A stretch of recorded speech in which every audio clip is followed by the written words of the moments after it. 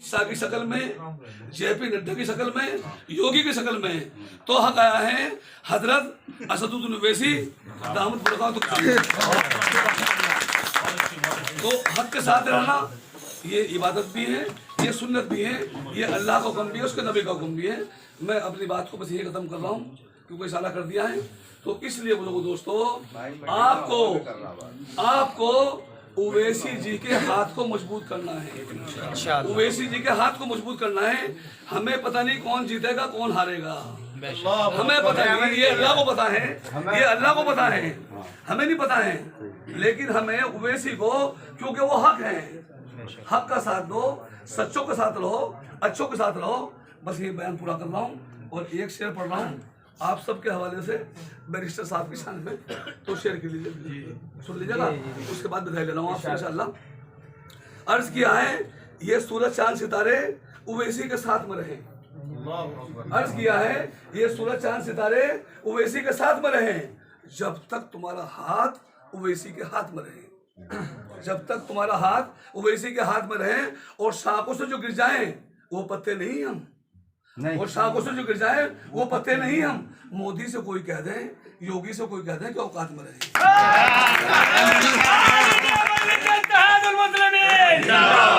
अब बैरिस्टर साहब आगे, उनके पास 250 MG की है जो ताजे पानी के साथ है, 500 MG की है जो निवाए पानी के साथ है, सर्दी ज्यादा है, 750 MG की है जो दूध के साथ में है। अब वो सबका ट्रीटमेंट करेंगे और सब करेंगे।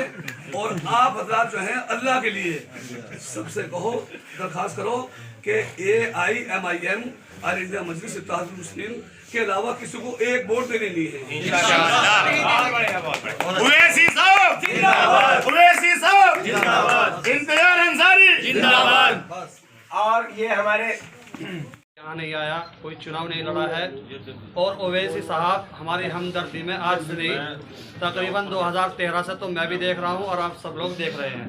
तो 2013 में यहाँ मुजफ्फरनगर के अंदर फसाद हुआ, लोग अपने घर से बेघर हुए, तो उनकी सहायता के लिए, उनकी मदद के लिए एक अकेला शख्स बैरिस्टर असदुद्दीन ओवैसी हैदराबाद से चलकर मुजफ्फरनगर आया। आज उनकी वीडियो, और वे अब से पहले कभी वायरल नहीं हुई, लेकिन अब उनकी वीडियो वायरल हम जैसे लोग कर रहे हैं, क्योंकि हम लोगों को पता लगना चाहिए कि जब हमारे पे परेशानी आती है, दिक्कत होती है, तो हमारी हमदर्दी, हमारी आवाज़ उठाने वाला कौन शख्स है।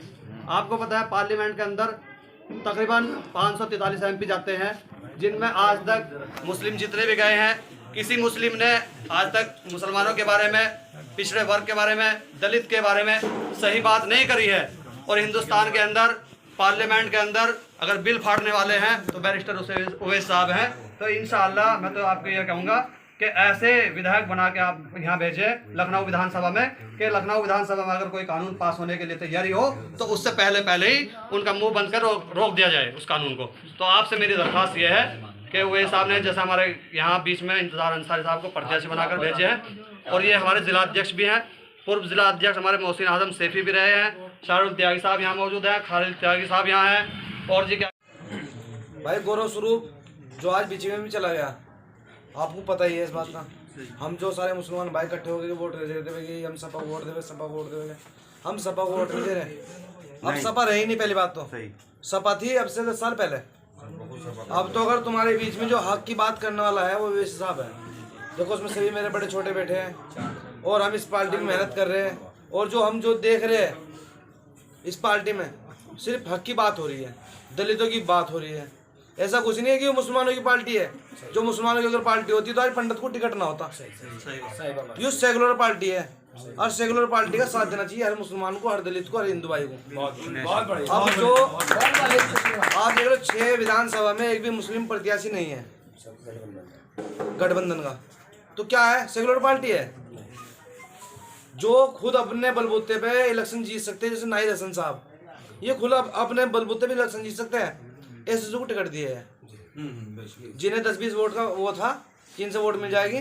तो मैं यही चाहूँगा बस थोड़ी बात करके, क्योंकि प्रवक्ता बहुत है हमारे बड़े छोटे भी आए हुए हैं, थोड़ी थोड़ी बात हो जाएगी, सब सुन लेंगे। बस मजलिस का साथ दो, बेहतर है, आपकी कामयाबी होगी। लगभग 5 साल से आपके बीच में बोलते ही आ रहे। ऑल इंडिया मजलिस इत्तेहादुल मुस्लिमीन ने 4 से 5 महीने तक सपा बसपा राष्ट्रीय लोकदल से गठबंधन के लिए कहा और कोशिश करी कि गठबंधन हो, क्योंकि बीजेपी को हराया जाए। लेकिन उन्होंने गठबंधन से इनकार कर दिया। बैरिस्टर असदुद्दीन ओवैसी साहब ने अकेले लड़ने का निर्णय लिया और ऐलान कर दिया। हम अकेले मैदान में उतरे। उसका रीजन ये हुआ कि अब जो ऑल इंडिया मजलिस इत्तेहादुल मुस्लिमीन के जहां से प्रत्याशी खड़े हैं और लड़ रहे हैं, उसका रीजन ये है कि जहां से ऑल इंडिया मजलिस इत्तेहादुल मुस्लिमीन के प्रत्याशी लड़ रहे हैं और गठबंधन के उनके सामने हैं।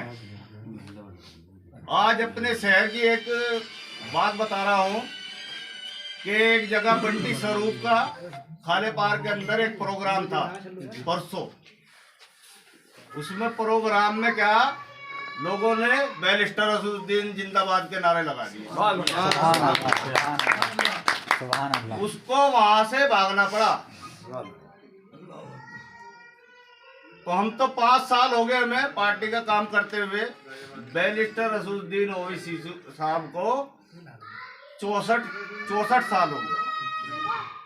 64 साल से ये पार्टी बनी हुई है और इंशाअल्लाह ताला मैं समझता हूं कि उत्तर प्रदेश के अंदर अभी और इसी इलेक्शन में इतनी आपकी क्वालिटी और जो हिस्सेदारी है वो इंशाअल्लाह हमें मिलने जा रही है। इंशाअल्लाह सरकार में हिस्सेदारी मिलने जा रही है। हमारी शर्त ये थी कि डिप्टी सीएम उन्होंने नहीं दिया, गठबंधन नहीं करा। इंशाअल्लाह ताला डिप्टी सीएम तुम्हारा बनेगा इंशाअल्लाह। और हम कार्यकर्ता तमाम और आपसे भी मैं अपील कर रहा हूं कि सदर विधानसभा पे इंतजार साहब जो इलेक्शन लड़ रहे हैं, इंशाअल्लाह ताला चाहे रात दिन मेहनत करनी पड़े, खून पसीना हर चीज देनी पड़े, लेकिन इंशाअल्लाह ताला सदर विधानसभा जिता कर रहे इंशाअल्लाह। मैं इस पार्टी के अंदर तुम्हारा कद होगा। आप ये सोचेंगे भाई हमने पर्चा भर दिया और चुनाव लड़ रहे, बस इतनी सी बात है। नहीं दोस्तों, बड़ा स्ट्रगल करना पड़ रहा है। और ये समझ लीजिए कि इस वक्त दुश्मनों से बहुत बड़ी टक्कर लेनी पड़ रही, क्योंकि उन पार्टियों के अंदर बड़े से बड़े बदमाश, बड़े से बड़े गुंडे, बड़े से बड़े पैसे वाले, सब चीजें सुबह शाम तक कोई फोन पे धमकी दे, कोई कुछ कहे, कोई कुछ करे, मतलब सारी चीजें हैं। लेकिन खुदाई कसम एक सपना है, वो सपना है बैरिस्टर असदुद्दीन ओवैसी साहब के मिशन को आगे लेकर चलने का। वो कौन सा मिशन है? वो मिशन ये है कि हमको अब तक धुतकार मिली, वो किसी पार्टी के एतबार से हो या किसी नेता के एतबार से हो या किसी लीडर के एतबार से हो, जितने भी हमारे मुस्लिम लीडरान कहे गए, जिनका कभी ना कभी ये मुसलमान, ये पिछड़े, ये दलित अपनी बात लेकर पहुंचते थे, चाहे वो प्रशासनिक मामला हो, शासनिक मामला हो, कोई भी मामला हो, तो उनको घर बिठा दिया गया। ऐसे घर बिठा दिया कि राजनीति का छूत बना दिया। अब आप सोचेंगे राजनीति का छूत, कि जिसका नाम लेना गुनाह बना दिया, जिसको हाथ लगाना गुनाह बना दिया। आप देखिए समाजवादी मीडिया के लोग भी हैं यहाँ, आप जाइए और देखिए कि जिन लोगों ने समाजवादी या गठबंधन को सींचा था, आज उनके कार्यालय पे, समाजवादी कार्यालय पे उनके फोटो तक नहीं है। आजम खान साहब जैसे शख्स नहीं है, जिन्होंने अपनी जिंदगी कुर्बान कर दी उस पार्टी के लिए, और आज जो जेल के अंदर है, तो कहीं ना कहीं इस पार्टी की वजह से आज उनका फोटो लगाना भी वो गवारा नहीं कर रहे। अगर मैं मुजफ्फरनगर से चुनाव न लड़ता तो गारंटी के साथ कह सकता हूँ कि मुस्लिम मोहल्लों में वो पहुंचते भी ना। जिस तरह से अगर आप बता दें, अगर झूठ बोल रहा हूं तो अभी आप बता दीजिए, पिछला लोकसभा का चुनाव हुआ 2019 का, अजीत सिंह तुम्हारे महलों के अंदर कितना आया? नहीं, एक बार भी नहीं आया। क्यों? वजह क्या थी? कि कोई विकल्प नहीं था मुसलमानों के सामने। भाई वोट किसे देगा? भाई अजीत सिंह खड़ा या फिर क्या नाम है संजीव बालियान है, दो में से एक देगा। मुसलमान बीजेपी को तो वोट करने से रहा, तो फिर क्या दूसरा ऑप्शन क्या था कि भाई अजीत सिंह को दे दो। बिन मांगे 99% जो है वो वोट जो है वो अजीत सिंह पर। लेकिन कहाँ टूट हुई? ये नेता हमारे ऊपर तो राजनीति कर लेते हैं, लेकिन अपने समाज का वोट लेने में कहीं ना कहीं नाकामयाब है। जो आदमी, जो बंटी स्वरूप आज गठबंधन के प्रत्याशी होने के आपको वोट मांगने के लिए आ रहे, उसका भाई उसको साथ नहीं है, उसका भाई उसकी साथ नहीं है। और एक समाजवादी के लीडर से मेरी कल बात हो रही थी, वो कह रहे थे कि बंटी स्वरूप इतना माइंडेड किस्म के आदमी कि 2012 में मैं मीडिया के से भी कहना चाह रहा हूँ, अगर मेरी झूठ बात हो तो 2012 में अपने वालिद साहब के चुपचाते टिकट लिया था समाजवादी का, और इनको फिर चितरंजन स्वरूप बड़े बड़े लीडर जो है वो लखनऊ पहुंचे, हाथ पैर जोड़े, कहने लगे नहीं भाई इसे ही लड़ना था, कहने लगे फिर इसको, मगर उसको मतलब धोखा तो देते हैं, पहले बाप को भी धोखा दे दिया था, अब भाई मेहनत कर रहा था उसे भी दे दिया। तो दोस्तों, ये आज भी आरएसएस के गुलाम थे, आरएसएस की चड्डी पहने हुए थे, और ये कल भी आरएसएस की चड्डी पहने हुए। मुसलमान ठगा गया 2017 के अंदर, अंजू अग्रवाल को चेयरमैन बनाया जब ठगा गया। दूसरा, पाल समाज ने वोट नहीं दिया, मिथिलेश पाल को मुस्लिम समाज ने कहीं ना कहीं आधा वोट दिया, वो ठगा गया। गौरव स्वरूप को 85,000 वोट दी, वो ठगा गया।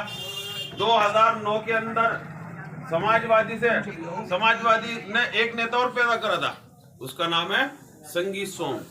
अगर आपको पता होगा 2009 में संगीत सोम ने समाजवादी से चुनाव लड़ा, वो फिर भाग गया। और आपको बता दूं 2014 के अंदर समाजवादी से जो चुनाव लड़ा वो वीरेंद्र सिंह गुज्जर ने चुनाव लड़ा, वो आज बीजेपी के अंदर। और जो बीजेपी को रोकने की बात कर रहे हैं ना, तो मैं आपको ये भी बता दूं कि बीजेपी को जिंदा करने वाले भी लोग यही थे।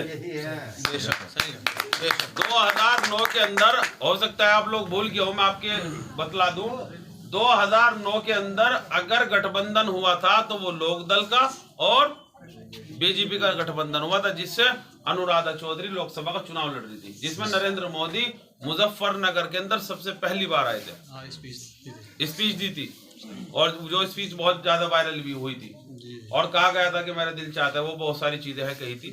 तो कहने का मकसद ये है कि ये नूरा कुश्ती है।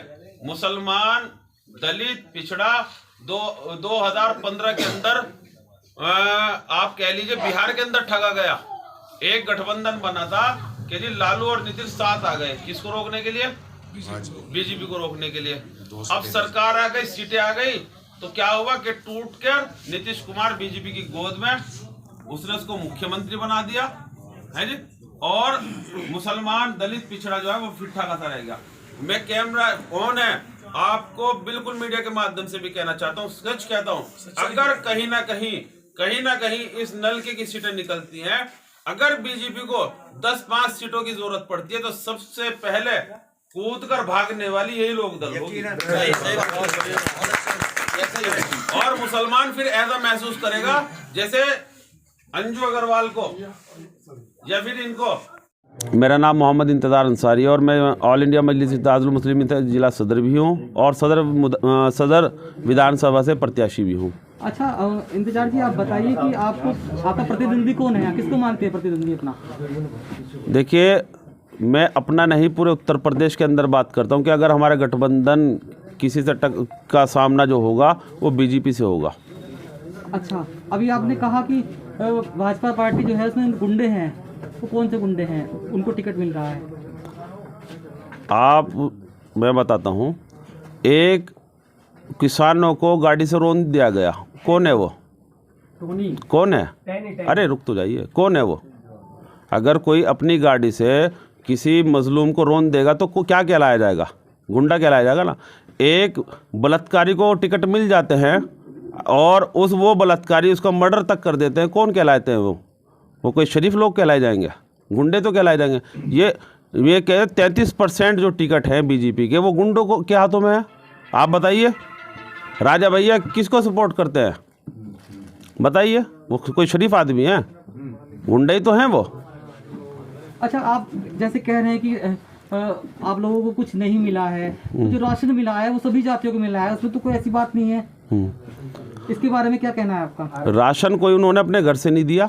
हमें शिक्षा चाहिए, हमें सड़कें चाहिए और राशन की बात सुनिए मेरे, अच्छे बन रहे हाँ हैं। कहाँ बन रहे? आप अपने चैनल के माध्यम से भी मेरे साथ चलेंगे। आप देख लीजिए मदीना चौक से जो है रोड की रोड तक के हालात देख लीजिए। अगर आप अपने पैदल चल लें तो मैं ये कहूँगा कि मैं आपको बहुत बड़ा योद्धा मानूंगा।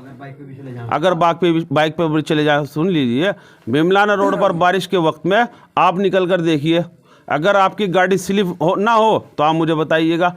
सिर्फ और सिर्फ ये एक समाज को देखी के साथ अनदेखी की गई है और उस समाज के इलाकों के अंदर गंदगियाँ, सड़कें, नाली, खुड़ुंजे वो सारे के सारे वो ख़राब है। चैनल के माध्यम से आप क्या कहना चाहेंगे? मैं चैनल के माध्यम से ये कहना चाहूँगा कि आप लोग समझ चुके हैं, ये समाजवादी गठबंधन और बीजेपी ये नूरा कुश्ती कर रहे हैं। ये एक ही सिक्के के दो पहलू हैं।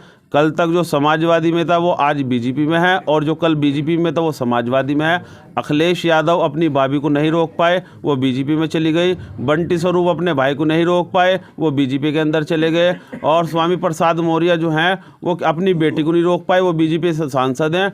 तो आप समझ जाइए कि अपनी क़यादत को ज़िंदा करना है। आपके चैनल के माध्यम से ये संदेश देना चाहता हूँ। शुक्रिया।